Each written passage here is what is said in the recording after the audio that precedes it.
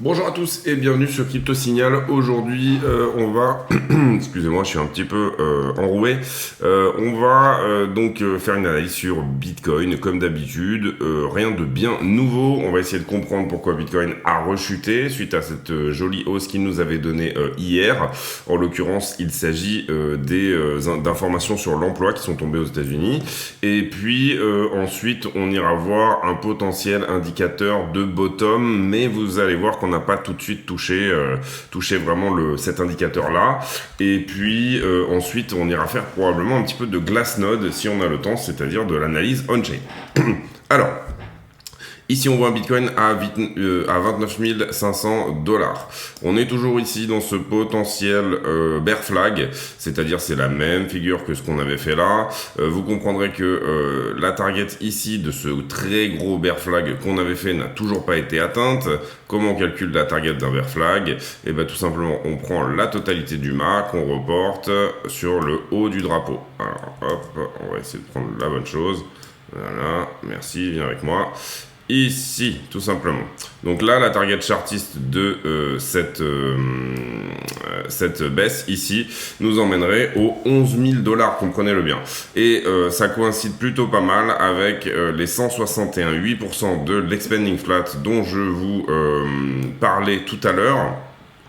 Dont je vous parlais avant-hier, dans la vidéo d'avant-hier, qui est en fait de dire que là on est dans une ABC en expanding et on va dire que la target la plus commune pour une expanding, ce sont les 161,8. Ici A, B et C qui est en train de se faire en 5 vagues. Première vague ici en 3, deuxième vague en 3, et ensuite on termine par vraisemblablement ici une diagonale qui se ferait en 5 vagues de 3, et vous voyez que le 1.618 ici est à 10 733 $. Alors ça peut paraître excessif, mais c'est quand même ce que nous dit le chartisme, donc du coup il faut ici bien comprendre que c'est une possibilité, en tout cas en termes de chartisme et en termes d'action de prix, c'est une possibilité. J'ai souvent répété moi, et donc là on va calculer la target maintenant de ce petit bear flag, celui qui est en dessous, si j'arrive à l'attraper aussi, hop, et vous voyez que on a globalement une jolie concordance aussi, c'est-à-dire que ça nous emmène également aux 10 000 $. Alors moi je suis pas quelqu'un de bearish par nature, mais quand je vois des signaux comme ça, bien entendu je vous en parle, on a ici des bonnes chances d'aller aux 10 000 $ et de pas forcément s'arrêter aux 20 000. Cependant il y aura des rebonds sur la route, hein, c'est l'idée, hein, un petit peu ici, vous comprenez qu'ici il y a un déséquilibre de prix qui est assez énorme, cette target des 10 000 on n'est pas obligé d'aller la chercher, j'ai pas les probabilités qu'un bear flag se réalise. Je mettrai peut-être la vidéo en pause tout à l'heure pour aller les chercher et pour vous les donner. Et je vous avais parlé aussi de cette épaule tête-épaule qui s'est également manifestée et qui nous a donné ici une target, vous voyez ici épaule tête-épaule, qui nous a donné une target ici à 70% qu'on a déjà atteinte, et on a une chance sur deux d'aller aux 18 000 sur la route, c'est pareil. Donc en termes de chartisme, c'est vraiment pas très joli là ce qu'on voit se dessiner. Voilà, à voir si on peut. De toute façon, ce bear flag n'est pas encore confirmé. Je parle du deuxième. Le premier a été confirmé. Hein, pour moi, il est tout à fait on là, c'est-à-dire que tant qu'on n'a pas réintégré totalement ici la figure, il est tout à fait à même de se produire. Celui-ci sera confirmé, bien entendu, quand on aura réellement cassé à la baisse, c'est-à-dire quand on commence à reprendre ici ce niveau-là, c'est-à-dire quand on sera passé en dessous des 28 700 $. D'accord ? Donc très important ici à comprendre que c'est pas très joli. Hier on était sur une jolie configuration de rebond. Malheureusement, qu'est-ce qu'il s'est passé? Et bien tout simplement il s'est passé que on a eu aujourd'hui des chiffres sur l'emploi. Je vous en ai parlé quand on a regardé le calendrier hier de ce qu'il allait se passer aujourd'hui. On a eu les payrolls et on s'attendait à 328 000 de payrolls, c'est-à-dire les emplois vacants, et en fait on en a 390 000, c'est-à-dire que le marché de l'emploi est vraiment en pleine forme aux États-Unis. Deuxième chose, on a eu le unemployment rate, c'est-à-dire le taux de chômage, et là on avait une prévision autour de 3,5%, et en l'occurrence on a eu 3,6%, donc c'est très bon. Donc globalement Pourquoi c'est pas bon pour les actions, ce genre de choses? Parce que malheureusement, ça nous fait penser que la Fed, va continuer sur son chemin de non-accommodation. Quel est le plan, la feuille de route? Voilà, c'est ça. La feuille de route de la Fed, c'est tout simplement de préserver le plein emploi tout en ramenant l'inflation autour des 2-3%. Ici, vous comprenez bien que la Fed peut arrêter d'être non accommodant, d'être hawkish, uniquement si elle voit que l'action qu'elle a sur le crédit, c'est-à-dire la rehausse des taux d'intérêt, donc une mauvaise action pour le crédit, de l'argent qui devient plus cher, des difficultés de financement pour les entreprises, pèse sur le réseau de l'emploi, sur le monde de l'emploi et sur le plein emploi actuellement qui est aux États-Unis. Donc ça veut dire quoi? Ça veut dire que tout simplement, ici, on n'a aucune information comme quoi la Fed va se calmer un petit peu. C'est mon fils qui arrive. T'es prêt? Tu regardes là. Vas-y. Dis bonjour. Bonjour, Natif. Donc, excusez-moi. Donc, du coup, ici, des très très bonnes statistiques. On a aussi Lael Brainard, ici, vous le voyez, qui est le vice-président de la Fed. Je ne sais pas si on l'a quelque part ici.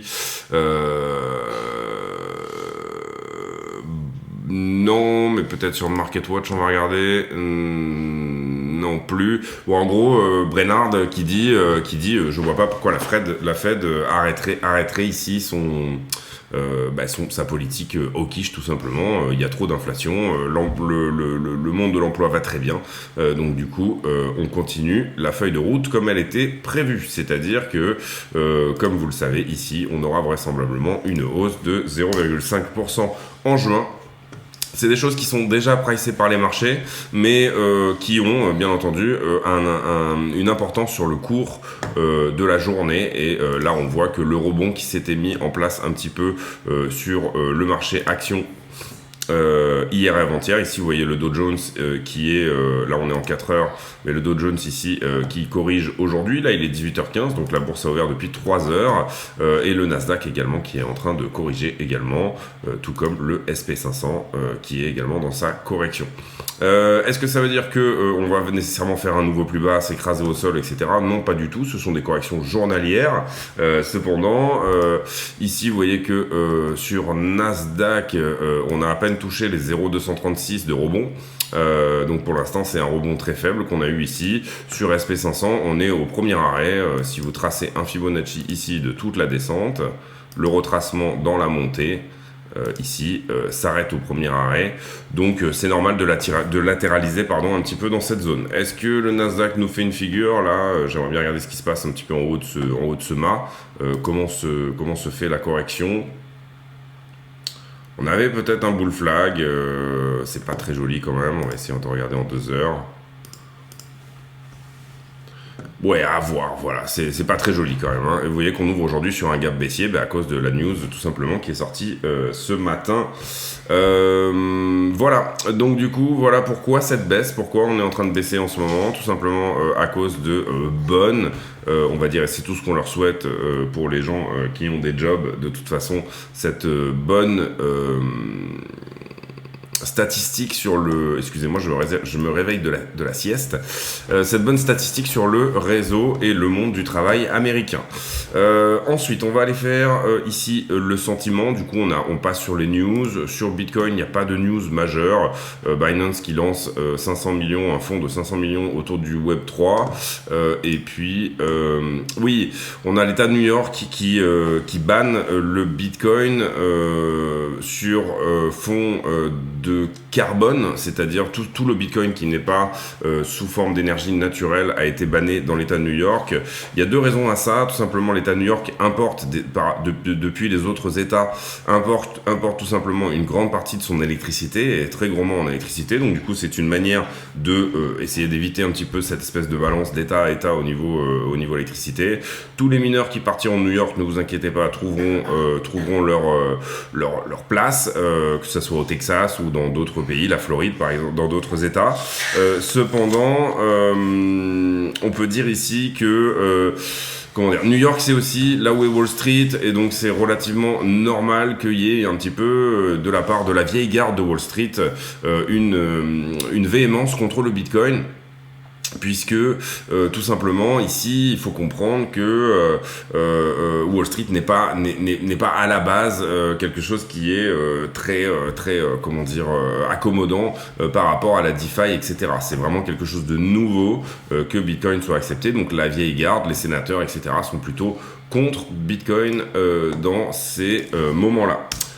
Donc voilà, est-ce qu'on a eu des rachats du côté de nos baleines? Non, pas du tout. On va maintenant aller faire le sentiment. On va regarder pour ça le carnet d'ordre. Qu'est-ce qu'on a sur le carnet d'ordre? Je vous l'avais déjà expliqué hier. Très peu d'actes à la vente, très peu d'ordres à la vente et plutôt ici des ordres à l'achat. Si on devait baisser, ces ordres ne sont quand même pas énormes. Vous voyez qu'on a ici sur la dernière ligne, allez, 229 bitcoins au prix de 29 300 et puis pas grand-chose ici en attendant. Ensuite, les options, on a clôturé aujourd'hui. On avait un max paying price à 30 000. Je pense qu'on était à peu près dans ces eaux-là. Donc, on va se caler à la semaine prochaine, dorénavant. Max paying price encore à 30 000 pour la semaine prochaine. Avec un open interest de 16 000 bitcoins, ce qui est vraiment pas énorme. Coinalyze, on va refresh ici parce que parfois il y a des petits bugs. Hop, tac, tac. Coinalyze, donc on est principalement, on va se mettre en 5 minutes puisque j'ai pas l'impression que ça soit le cas. Tac, voilà, ok. Donc Coinalyze, vous voyez que sur, on a travaillé quoi? On a travaillé les anciens niveaux qui étaient là, là et là. Oui, je pense que j'ai déjà enlevé les niveaux ce matin qui nous embêtaient. Ici, on a eu, vous voyez, une forte augmentation de l'open interest en même temps qu'on a eu une diminution du funding. Donc on avait un niveau de short à prendre et il a été pris. Ensuite, le funding continue à augmenter sur du long, donc on aurait eu un niveau de long à prendre ici et vous voyez qu'il a été pris. Ensuite l'open interest continue d'augmenter, toujours avec quelque chose dans le négatif, donc on pourrait rajouter ici un rayon pour ce niveau là. Après l'open interest ici, forte augmentation de l'open interest, donc on avait un niveau de short à prendre ici, vous voyez qu'il a été pris depuis. Ici l'open interest continue à augmenter avec un funding qui est plutôt négatif également, mais pas forcément dans la diminution, donc on peut imaginer qu'on a un niveau encore une fois à prendre ici. L'open interest ici qui continue d'augmenter, on avait un fort niveau de long à prendre là, il a été pris. Ici c'est pareil, fort niveau de long à prendre, il a été pris également. Et puis ici pareil, fort niveau de long, vous voyez qu'il a été pris aussi. Là, très fort niveau de short, donc on aura aussi un niveau de short à prendre là. Vous le voyez ici, le funding qui part en flèche en même temps que l'open interest augmente. Et là, on est en train de déleverager tout ce qui s'était fait sur la montée. Donc vous le voyez là, le nombre de contrats qui se baisse. Les gens essayent d'attraper ce couteau qui tombe. Donc tout simplement ici, on aurait eu un petit niveau à prendre pour les longues, mais qui a été pris. Et puis on est venu chercher cette mèche là qu'on avait mis en amont, qui a été prise, et celle-là également. Pour l'instant, aller au 29 ici, étant donné qu'on est relativement près. On va quand même noter ce niveau de short aussi qui se trouve à peu près par là. Là, on a été fortement shorté, vous le voyez, on est passé dans le rouge avec une augmentation de l'open interest. Ici, on a eu aussi un niveau de long qu'on mettra plutôt là, à l'instant T, quasiment, voilà, juste par là, par exemple. Hop. Ici, vous voyez qu'on est en train de le travailler là, donc il est en train d'être pris. Et puis, ici, niveau de short à prendre également sur ce niveau-là. Donc, si on dézoome un petit peu et qu'on regarde un petit peu l'image, on voit que si jamais on dip ici, on ira chercher les 29. En tout cas, c'est le niveau instant T qui était assez fort.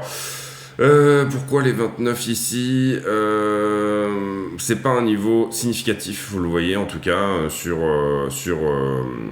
ici quand on regarde le funding et l'open interest. Ensuite, niveau précédent ici, celui-là est pas significatif non plus puisqu'on est vraiment sur une descente de l'open interest. Et après, quand on va regarder les niveaux précédents, on est sur un très vieux niveau qui tient à ce niveau-là, là,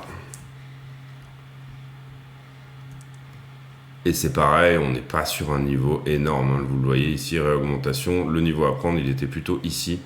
Donc c'est vraiment pas des très très gros niveaux. Pour l'instant, qu'est-ce qu'on fait? On est en milieu de range sur l'Open Interest. Vous vous rappelez que j'avais mis ces deux bornes là pour vous montrer qu'on se baladait vraiment d'une borne à l'autre depuis un certain temps. On a eu deux ranges ici, on en a eu un premier entre cette borne et celle-là, et là on est en train de travailler un petit peu toute cette borne-là. Néanmoins, ce qui m'intéresse moi, c'est qu'on a un retour de l'Open Interest. Vous voyez la trend ici, et ça c'est plutôt bon signe, hein. Vous comprendrez que retour de l'Open Interest, vous voyez la trend qui est là, égale tout simplement retour de l'intérêt sur les marchés. Le très gros niveau de long ici a déjà été pris, vous le voyez là quand on a le funding qui s'excite un petit peu. C'était un très gros trade sur OKEX, j'en ai parlé hier, donc allez voir la vidéo d'hier si ce pic sur le funding vous intéresse. Ensuite on regarde ici sur iBlock. iBlock qui est un algorithme un petit peu d'émulation, on va dire, des très forts niveaux de long et short en levier. Donc du coup, il nous donne des indications plus graphiques de ce que pourrait être son calcul des ordres de liquidation. Donc on est en train de regarder ça. iBlock qui est très très long en ce moment.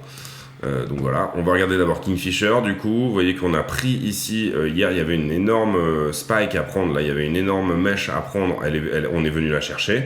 J'en avais parlé dans la vidéo d'hier, d'aller chercher ici les 29 et quelques.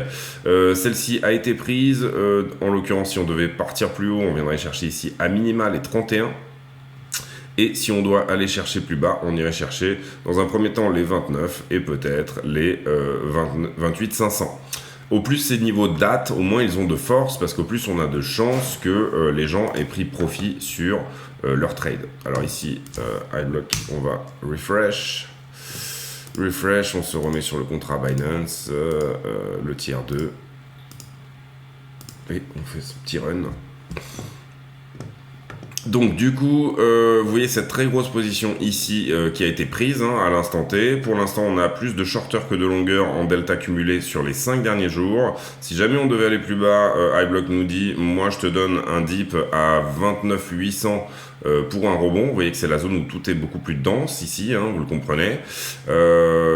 Pas mal de rouge cependant, donc oui, voilà, ça serait cette zone un petit peu où tout est beaucoup plus frais, beaucoup plus dense, autour des 29 000. Donc si jamais on continue ce dip, on peut imaginer qu'il s'arrêterait potentiellement aux 29 000. Si on part sur un rebond technique, je vous ai parlé des 31 tout à l'heure, bon ben voilà, vous voyez c'est la zone qui est dense ici, et vous avez une zone qui est relativement dense aussi au 33. On va maintenant retourner sur le prix du BTC, puis ensuite on ira faire un petit peu de Glassnode. Hop, allez, oui, voilà. Le prix du BTC, donc du coup, ici vous comprendrez que, à mon avis, ce qui pourrait potentiellement se passer, c'est tout simplement qu'on vient de tester ici ces deux niveaux, c'est-à-dire le niveau, le rouge là c'est l'expanding flat, c'est-à-dire le plus bas de cet été, et en même temps la borne basse de ce drapeau baissier ici, et qu'ensuite on reparte vers le haut. Est-ce que ce drapeau baissier va casser à la baisse? Bah écoutez, moi, déjà, j'ai pas trop voulu croire dans le drapeau baissier précédent, et en l'occurrence, je me suis trompé. Donc, du coup, là, on est quand même dans une sacrée machine à laver. C'est pareil, hier, quand je vous ai annoncé les news par rapport à l'emploi qui allait sortir aujourd'hui, j'étais plutôt bullish sur ces news. Je pensais qu'on était dans un contexte plus récessif aux États-Unis et que en fait, tout ça lag un petit peu. Tout ça est beaucoup plus lent à se mettre en place, ce contexte de récession, que on pourrait penser. Donc, du coup, évidemment, des très bonnes news sur le marché de l'emploi veut dire que à minima jusqu'au 15 juin, on n'aura pas forcément des rebonds exceptionnels, au sens où s'il y a quelque chose qui peut nous sauver, c'est que le 10 juin, on aura le CPI, donc le prix de l'inflation en mai. Si l'inflation s'est un petit peu calmée, on pourra se dire, ah bah tiens, le contexte inflationniste est en train de se retourner. L'inflation se calme par rapport au même mois l'année dernière, par rapport au mois de mai l'année dernière. Donc du coup, ça pourrait être plutôt une bonne chose. Voilà, qu'on ait un CPI d'année en année. Là, par exemple, ce chiffre-là est très important. Ici, on vous dit 8,3% pour l'année dernière. Que ce CPI-là soit en dessous. C'est ce qui s'était un petit peu passé le mois dernier, et c'est ce qui a permis un petit peu aux actions de souffler. Si jamais on confirme cette tendance que l'inflation se calme, ça pourrait être quelque chose de pas mal. Ce qui me fait me dire que ça va pas forcément être le cas, bah, c'est le pétrole tout simplement. Vous voyez qu'ici on est complètement en roue libre au niveau du pétrole. On a cassé ce triangle de continuation, donc du coup voir un pétrole et surtout en Europe à des prix très très chers n'est peut-être qu'une histoire de temps, c'est-à-dire que potentiellement on a encore de la marge là et on peut monter à un pétrole à son pic qui pourrait monter jusqu'aux 150 $ le baril. Ça serait pas forcément déconnant et en plus ça accommode le monde de l'énergie, donc du coup ils sont très contents, et en Russie et en Arabie Saoudite et aux États-Unis d'avoir un pétrole relativement cher. Vous l'aurez compris, quand vous ouvrez le robinet ça tombe tout seul. On est à 20 minutes de vidéo, donc on va faire vite fait du Glassnode. Alors, Glassnode, je voulais vous montrer ça, c'est le Balanced Price. Qu'est-ce que c'est le Balanced Price? C'est tout simplement la différence entre le prix réalisé et le prix de transfert. Qu'est-ce que ça veut dire? Ça veut dire que globalement, c'est plus ou moins un coût de revient. Ça veut dire également que quand on sera à 20 000 $, ici, 19 156 exactement, enfin en ce moment c'est là qu'est ce prix à l'heure actuelle, une très très grosse partie du marché sera en perte. Vous voyez que ici, quand on avait fait ce dip là, on était passé sous ce montant. C'était la même chose, on l'avait touché ici au dollar près, on était passé légèrement en dessous sur le dip de 2015. En 2018, on était venu lui faire un bisou et on était reparti. Et pendant le Covid, on est revenu exactement sur cette droite et on était reparti. Donc ça pointe plutôt vers les 20 000 $ que les 10 000 pour un potentiel dip. Est-ce qu'on peut rebondir ici? Vous comprenez qu'ici, moi, c'est mon scénario privilégié, c'est-à-dire que pour moi, quand on était à 25, on a déjà trouvé le bottom, mais on a plusieurs indicateurs ici, comme le NUPL, le non réalisé, où souvent on va dans la capitulation au niveau du non réalisé, c'est-à-dire à quelles étaient également la valeur des bitcoins, mais qui n'ont pas été vendus. Et bien ici, dans le NUPL, on n'est pas encore allé faire un tour dans le rouge, alors que c'était le cas pendant tous les dips précédents. En revanche, sur le Net Realized Profit and Loss, vous voyez qu'on a eu ces épisodes de capitulation là, où au moment où on vend, les bitcoins sont largement à perte. Donc ça, c'est vraiment ce qu'on veut. On veut que les gens aient acheté haut, les petits ou les traders ou quoi que ce soit, qu'ils aient acheté haut et qu'ils revendent à perte à ceux à qui ils ont acheté plus haut. En fait, c'est tout simplement les mêmes personnes ici qui distribuent à certains endroits et réaccumulent à d'autres, et finalement ils se gavent sur le fait que certains n'ont pas malheureusement eu le discernement d'acheter quand c'était au plus bas. Ici, on a l'accumulation trend score qui est toujours autour de 1. Donc très forte accumulation ici sur cette zone des 28 000 $. Donc on a énormément de bitcoins ici qui changent de main et qui sont accumulés par pas mal de personnes. D'un côté, on a eu, et on l'a vu, une grosse accumulation des plus de 10 000 bitcoins. Vous voyez que ça part en flèche là au niveau des 10 000 bitcoins. On est à 98 adresses. Vous comprenez qu'ici, cette tendance est en train de partir parabolique. C'est-à-dire que les baleines à bosse sont largement en train de accumuler ici. C'est très compliqué quand vous êtes une baleine à bosse de trouver aussi du bitcoin sans faire monter le prix. Et là, on est, je trouve, sur une zone où le prix latéralise tellement et on a tellement une pression baissière que vous pouvez acheter plusieurs milliers de bitcoins sans que ça se voit trop, entre guillemets. C'est-à-dire sans que ça fasse partir le prix en flèche. C'est le principe d'une accumulation, c'est-à-dire que vous accumulez soit grâce à des robots, soit autres. Ici, vous voyez également que sur les adresses entre 1000 et 10 000 bitcoins, eh bien, on est plutôt sur de la baisse, voire latéralisation. Donc, le milieu de portefeuille, on va dire les moyens portefeuilles qui sont plutôt à la distribution ici. Et également les adresses à plus de 100 bitcoins si ça veut bien charger. J'ai l'impression que mon internet a du mal aujourd'hui. Heureusement qu'on fait pas un live. Hop, c'est pas grave, on va regarder les bitcoins sur les exchanges. Ici, je crois que je vous l'avais expliqué, mais je suis pas sûr. Ce pic-là, on peut l'attribuer tout simplement au dip de Luna, puisque on a 80 000 BTC qui sont revenus d'un coup sur les exchanges, au moment où ils étaient d'abord sur un wallet de Luna et ils sont revenus sur les exchanges. Donc ça, c'est tout à fait normal que ça soit passé comme ça. Si vous prenez ici, donc 12,85% et 13,40, ça fait 0,60%, ça fait donc 0,006 fois les 19 millions de bitcoins qu'on a actuellement. 114 000 bitcoins. Sur ces 114 000 bitcoins là qui sont revenus sur les exchanges, on peut en attribuer 80 000 comme étant à la fondation Luna.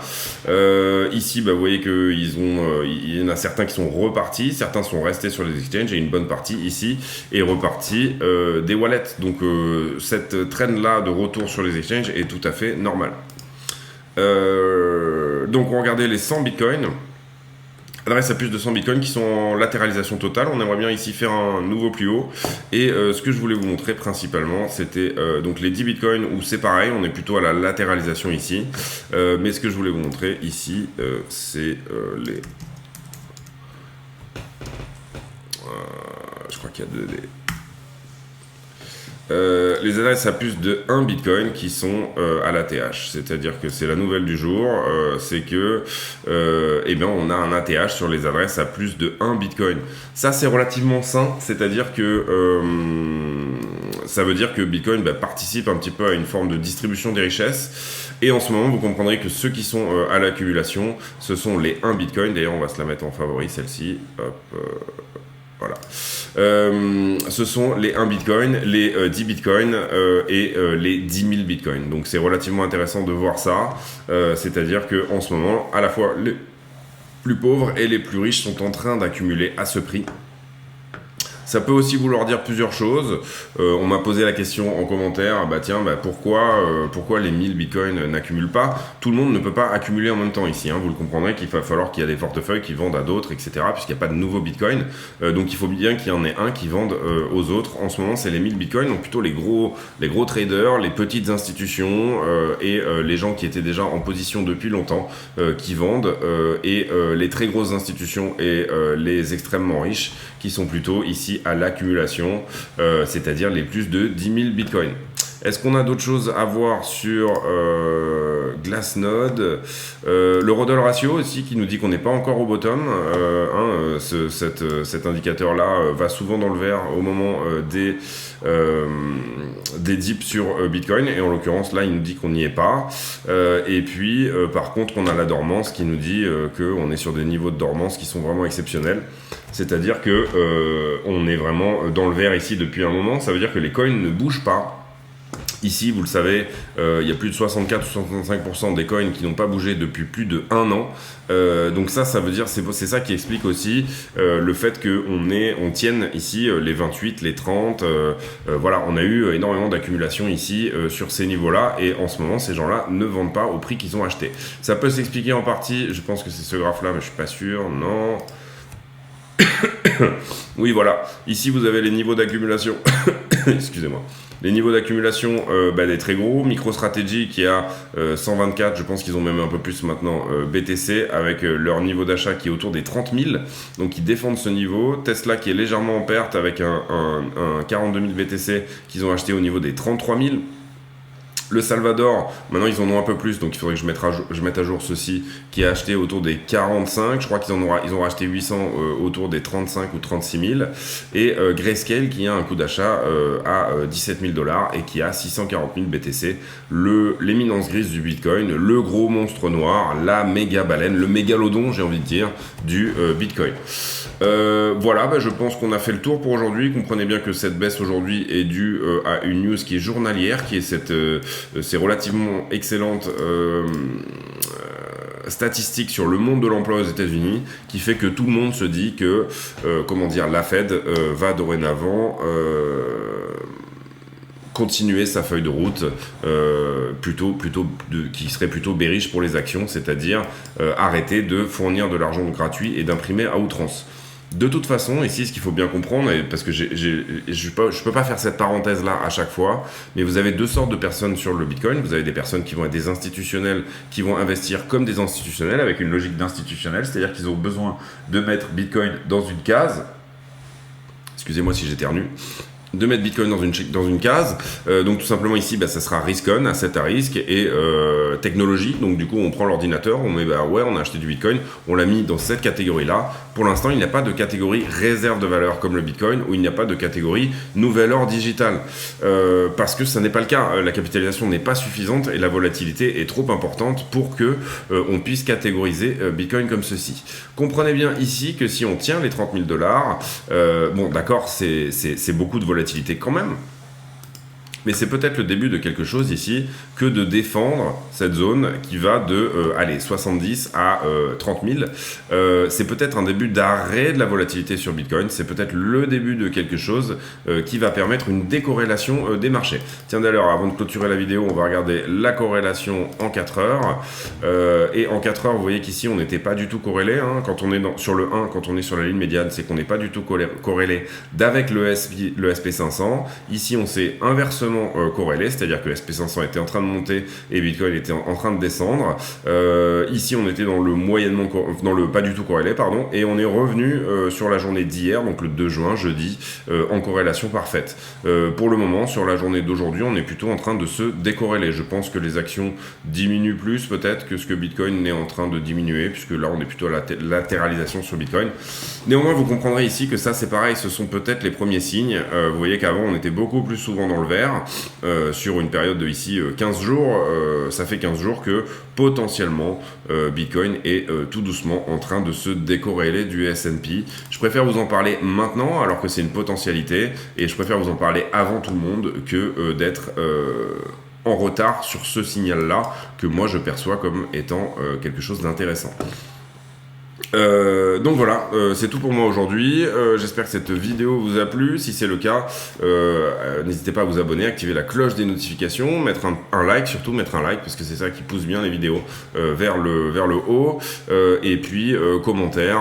Aujourd'hui en commentaire, on va mettre est-ce que vous aimez le jardinage. Je me suis découvert dernièrement des petits atomes crochus avec le fait d'avoir la main verte et de jardiner. Donc est-ce que c'est votre cas? Est-ce que vous aimez le jardinage? Ça sera les commentaires à la con pour ceux qui ont réussi à suivre cette vidéo jusqu'à la fin. C'est tout pour moi aujourd'hui. Merci de m'avoir suivi. Passez une excellente journée. À très bientôt.